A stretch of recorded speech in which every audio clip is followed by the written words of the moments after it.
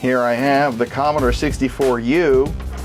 I want to connect these up. And how can I do that easily and with not spending too much money? Well, how about this little adapter? This is what's next.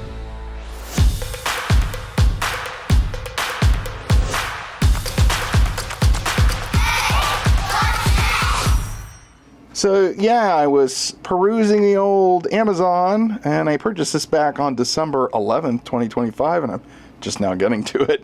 $17.50 is about what I spent for that. Now, to be honest, to connect these up right now, I have a cable, and this thing cost me, I think, around $25 or $35, somewhere around there.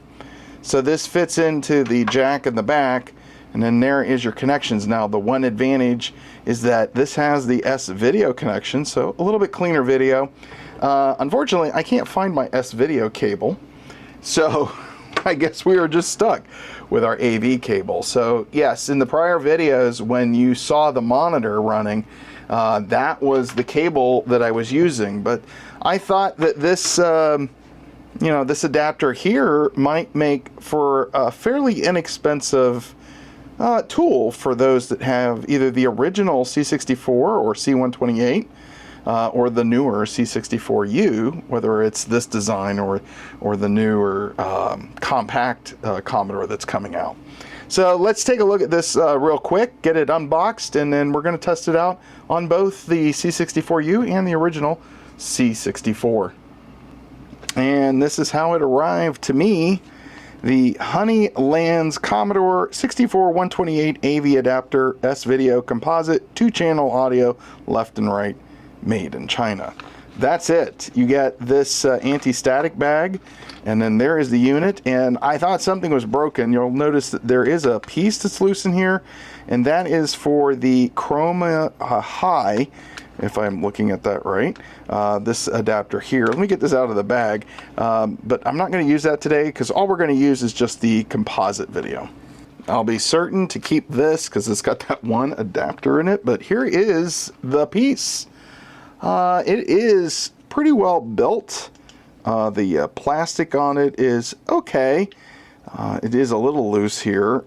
As far as the case, maybe it's 3D printed. It looks like it is on the side here, but you know what, that's totally fine. They have this plastic covering to label all of the outputs and inputs. Yes, you do have audio in right there. You have audio in on and off. It's currently selected to off as far as the dip switch is concerned, and the audio coming out is mono, but you do have stereo. Now, like I said, there is the S-video connection. I know I have a cable somewhere, but reworking my office, I don't know where it went. So again, we will just be using the composite cables. So installation on this is rather easy. You look for the video port, which is right here, and this, and you'll see the notch at the top. So this should be aiming up like that. So if I go ahead and plug this in, there you go. That's it. That's all there is to it. One simple connection. All right, the first thing that I noticed is look how tight that connection is between all three of these wires. So be aware of that. You can definitely get these that don't have this little rubber grip here on the side. So there is that.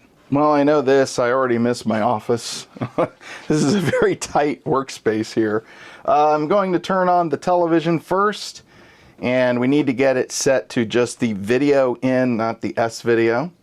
So we're going to wait for this thing to warm up. Again, currently it's set to S-video. We're going to select input. There's video 3, which is component, VGA, HDMI, over the air, and there is the composite video. So let's see what happens when we turn this on.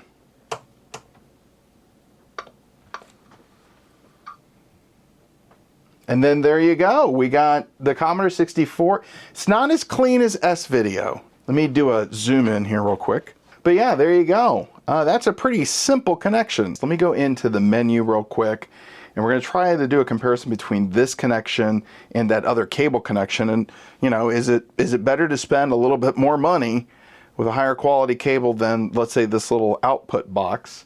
So right now, here we are. I am noticing some blurriness if I go into the menu And I'm noticing, I don't know if you could see it there, it's just not as clean. But again, I don't know if that's this box or maybe it's just the RCA video connection as opposed to S video. So what I want to do is let's do a compare contrast. You see that screen right there, and then I'm going to connect up the other cable, and let's see what that looks like. And that is with this cable. So quality of this, I'm seeing the same artifacts. There's the memory with the M. I'm going to say that this is about the same, whether you're using this little connection piece or the cable. Let's do a compare to the S video. And there's the S video out. I'm not seeing kind of the fuzziness of the M here. So again, for composite, both cables, adapter and cable, and then the one with just the cable itself, they work fine. Now let's try the older Commodore 64. Let's turn it on. That is the original Commodore 64. I'm going to say this actually looks a little bit blurrier than the C64U. Again, with the other cable, I used it on this computer, so I know that it gives a little bit better quality output when you use S-Video. Let's play a game on both the C64 and the C64U just to see what the overall look and feel of the video game is like using this adapter. And one of my favorite games, Hero.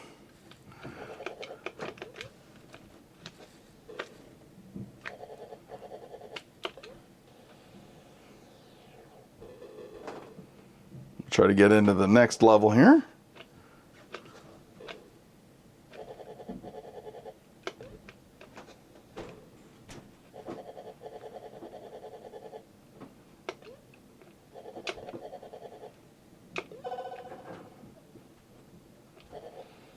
Alright, so there you go. 2 levels using the original Commodore 64. Let's try the Ultimate and see what the quality looks like on that unit.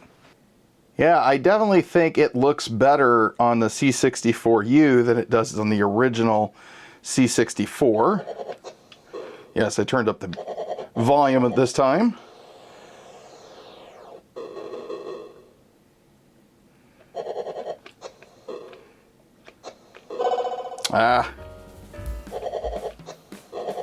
I'm really having problems. There you go. There we go. Well, that's my take on this AV adapter for your Commodore 64 and 128. Hopefully we'll see a 128U, but right now for the C64Us or the older 64s, I like it.